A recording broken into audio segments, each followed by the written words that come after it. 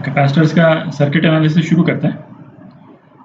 तो इसमें सबसे पहले तो कैपेसिटर्स को जो पैरेलल में और सीरीज में किस तरह से बिहेव करते हैं, चार्ज का डिस्ट्रीब्यूशन कैसे होता है उसको देखेंगे, क्योंकि ये पैटर्न्स तो बार बार रिपीट होते हैं सर्किट्स में। पैरेलल में कैपेसिटर्स दिखेंगे या सीरीज में दिखेंगे। अच्छा, इसको करने के पहले है ना, एक अपने को ये एक है ना क्लैरिटी रहनी चाहिए कि सर्किट्स में पोटेंशियल जो है वो कैसे राइज कर रहा है और कैसे फॉल कर रहा है ना, उसका एक सेंस होना चाहिए। तो एक बिल्कुल सिंपल सा सर्किट बनाते हैं जरा। तो ये बिल्कुल एक सिंपल सा सर्किट अपन ने ले लिया। एक बैटरी है, कैपेसिटर के साथ में जॉइंट है, ठीक है, और स्विच वगैरह अपन ने क्लोज कर दिया है, तो कैपेसिटर फुली चार्ज हो गया है और उस पर पोटेंशियल डिफरेंस V आ चुका है। जो बैटरी का EMF था वो कैपेसिटर का पोटेंशियल डिफरेंस आ चुका है, ठीक है। तो कैपेसिटर में पोटेंशियल किस तरह से वेरी कर रहा है, उसके लिए क्या करते हैं, जैसे कोई भी एक पॉइंट ले लें, है ना, ये पॉइंट ले लिया हमने, उसको हम कोई भी एक रेफरेंस पोटेंशियल VA हम बोल दें, ठीक है। और उसके बाद में सर्किट के बाकी जितने पॉइंट्स हैं, इस पॉइंट के रेफरेंस में हम उनका पोटेंशियल निकाल सकते हैं। सी एब्सोल्यूट पोटेंशियल तो हम कुछ भी ले सकते हैं, है ना। VA नॉर्मली क्या करेंगे, हम जो बैटरी का जो नेगेटिव वाली जो साइड है ना, उसके वहाँ पे कोई भी एक पॉइंट लेकर के उसका potential VA is equal to 0 अपन ले लेंगे, बात की बात कर रहे हैं। बट यहाँ पे जैसे मैंने VA ले लिया, इस VA को 0 ले सकते हैं, 50 ले सकते हैं, कुछ भी ले सकते हैं, फर्क नहीं पड़ता। क्यों? क्योंकि जितना एनालिसिस हम कर रहे हैं with respect to potential difference करते हैं, ठीक है। तो रेफरेंस पॉइंट का कोई भी पोटेंशियल हम ले सकते हैं। यहाँ पे जैसे कोई आर्बिट्ररी पोटेंशियल हमने VA ले लिया, तो अब देखते हैं जो इस सिंपल से सर्किट में जो बाकी पॉइंट्स हैं उसमें पोटेंशियल कैसे मतलब वेरी कर रहा है, ठीक है। तो यहाँ से हम जैसे ट्रैवल किए, अच्छा बैटरी क्या है, अपने जो दोनों पॉइंट्स हैं इसके, उसके बीच में V का पोटेंशियल डिफरेंस मेंटेन करती है, और इसके थ्रू कोई भी चार्ज जाएगा तो बैटरी उस चार्ज पे वर्क करके उसका पोटेंशियल V बढ़ा देगी, है ना। ये तो अपन देख चुके हैं जब, है ना, हीटिंग ऑफ सर्किट वाला जो अपन ने किया था क्वेश्चन। तो अब यहाँ से यदि हमने शुरू किया और सपोज हम इस पॉइंट पे आ गए, इस पॉइंट का पोटेंशियल क्या हो जाएगा, VA प्लस V, क्यों, बैटरी के कारण, ठीक है, VA प्लस V। अच्छा, फिर इसके बाद में इस पॉइंट से हम इस पॉइंट पे आए, ठीक है, इस पॉइंट पे आए, तो इस पॉइंट से इस पॉइंट के बीच में कोई भी डिवाइस नहीं है ना, कैपेसिटर नहीं है, रेजिस्टर नहीं है। जब रेजिस्टिव सर्किट्स पढ़ेंगे तो रेजिस्टर भी हम पढ़ेंगे, तो बट इन दोनों पॉइंट्स के बीच में कोई डिवाइस नहीं है, तो इस पॉइंट का भी पोटेंशियल क्या हो गया, VA प्लस V, है ना। और इसी तरह से यहाँ पे भी पोटेंशियल हो गया आपका VA प्लस V। तो इस कैपेसिटर की जो लेफ्ट प्लेट है उस पर पोटेंशियल VA प्लस V हो गया, ठीक है। अच्छा, ये तो हम देख के बता सकते हैं कि जो कैपेसिटर की प्लेट्स हैं उसमें पॉजिटिव चार्ज इधर होगा, नेगेटिव चार्ज इधर होगा, क्योंकि बैटरी का ओरिएंटेशन इस तरह से है, ठीक है। अब क्या है, इसमें इलेक्ट्रिक फील्ड किस डायरेक्शन में है, बैटरी में इस डायरेक्शन में, बैटरी का कैपेसिटर में इस डायरेक्शन में है, और पोटेंशियल ड्रॉप हो रहा है यहाँ पे। तो कितना ड्रॉप होगा, V ड्रॉप हो जाएगा।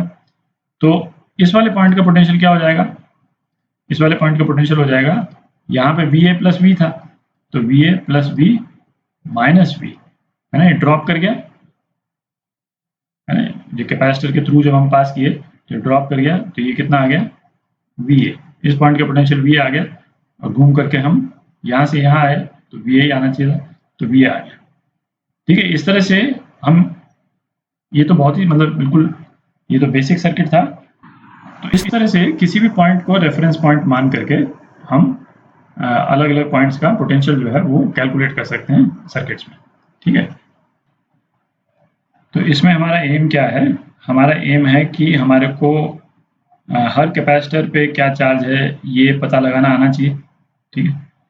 फिर हर कैपेसिटर के अक्रॉस पोटेंशियल डिफरेंस क्या है वो पता लगाना आना चाहिए, और मतलब यदि जरूरत पड़े तो हमको एक इक्विवेलेंट सर्किट भी बनाना आना चाहिए। तो इक्विवेलेंट सर्किट क्या हुआ इसका, तो ये इसका इक्विवेलेंट सर्किट हो गया, है ना। तो मतलब इन तीन कैपेसिटर को, ऐसा कौन सा कैपेसिटर होगा जिसको एक मतलब सिंगल कैपेसिटर के रूप में इस सर्किट में हम रिप्लेस कर सकते हैं, और उस कैपेसिटर की वैल्यू इतनी होगी जिससे जितना चार्ज जैसे इन कैपेसिटर्स पे आया है ना, इस अकेले कैपेसिटर पे उतना ही चार्ज होना चाहिए।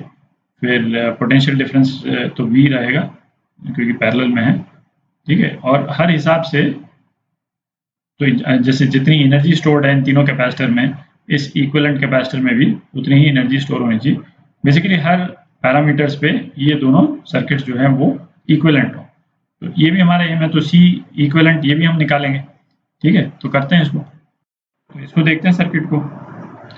तो ऐसा करते हैं, ये वाला पॉइंट है, इसको जैसे VA बोल करके इसका मैं पोटेंशियल 0 मान लेता हूँ, ठीक है। कोई भी रेफरेंस पोटेंशियल लेना था अपने को, अपन ने 0 ले लिया।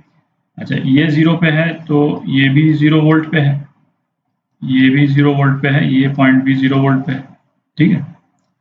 अच्छा, यहाँ पे कितना हो जाएगा बैटरी के कारण, ये हो जाएगा VA प्लस V, है ना। तो कितना हो गया, V पोटेंशियल हो गया इसका, इस वाले पॉइंट का, ठीक है। इस वाले पॉइंट का क्या हो गया, V हो गया, इस पॉइंट का भी V हो गया और इस पॉइंट का भी V हो गया, ठीक है। अच्छा, तो तीनों कैपेसिटर्स के अक्रॉस पोटेंशियल डिफरेंस कितना है, V है, ये तो दिख रहा। तो अब हम तीनों कैपेसिटर्स के में कितना चार्ज है वो हम निकाल सकते हैं, Q is equal to CV, इसको यूज करके। तो ये जो ऊपर वाला कैपेसिटर है इस पे चार्ज कितना होगा, इस पे चार्ज होगा C3V, और C3V क्या होगा, प्लस C3V इधर और माइनस C3V इधर, ठीक है। इसी तरह से इस पे होगा प्लस C2V इधर, माइनस C2V इधर, इस पे प्लस C1V इधर और माइनस C1V इधर, ठीक है। अच्छा, अब हमको क्या इक्विवेलेंट कैपेसिटेंस निकालनी है। तो इक्विवेलेंट कैपेसिटेंस में वो इक्विवेलेंट कैपेसिटर ऐसा होना चाहिए जिस पे ये पूरा चार्ज हो, ठीक है। तो जैसे C इक्विवेलेंट हम यदि उस कैपेसिटर को बोलते हैं तो उस पे कितना चार्ज होना चाहिए, Q इक्विवेलेंट, मतलब Q टोटल जो चार्ज हमने यहाँ से अभी निकाला उसके बराबर होना चाहिए, ठीक है। तो हमने टोटल चार्ज कितना निकाला कैपेसिटर्स पे, C1V plus C2V plus C3V, है ना। ये टोटल चार्ज निकाला, ये कितना हो गया, C इक्विवेलेंट इंटू V। तो C इक्विवेलेंट आपका क्या आ गया, C1 plus C2 plus C3, ठीक है। ये इक्विवेलेंट कैपेसिटेंस आ गया। तो इसका जो इक्विवेलेंट सर्किट है वो क्या हो गया, जैसे अपन ने बनाया था अभी, तो वो हो गया, ये तो पोटेंशियल V है ना, इसका EMF जो है वो V है बैटरी का, और C इक्विवेलेंट यहाँ हो गया, और C इक्विवेलेंट की वैल्यू कितनी है, C1 plus C2 plus C3, ठीक है। और चार्ज कितना है, C इक्विवेलेंट इंटू V, इतना चार्ज है यहाँ पे, है ना। तो plus C equivalent into V इधर है और minus C equivalent into V इधर है, और वही यहाँ पे दिख रहा है हमारे को, ठीक है।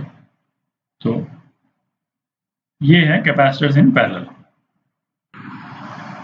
अच्छा, आप एनर्जी भी देखें, है ना। जैसे इस वाले जहाँ पे ये तीनों कैपेसिटर्स अलग अलग हैं, है ना, इनकी एनर्जी यदि हम निकालें हैं तो एनर्जी कितनी हो गई, half C1V square plus half C2V square plus half C3V square, ठीक है। तो ये कितना हो गया, half C1 plus C2 plus C3 into V square, ठीक है। और इस वाले केस में भी एनर्जी कितनी है, half C equivalent V square, है ना। तो दोनों सेम आ गई, है ना। तो एनर्जी स्टोर्ड भी सेम है, तो उस हिसाब से भी ये दोनों सर्किट्स इक्विवेलेंट है, ठीक है।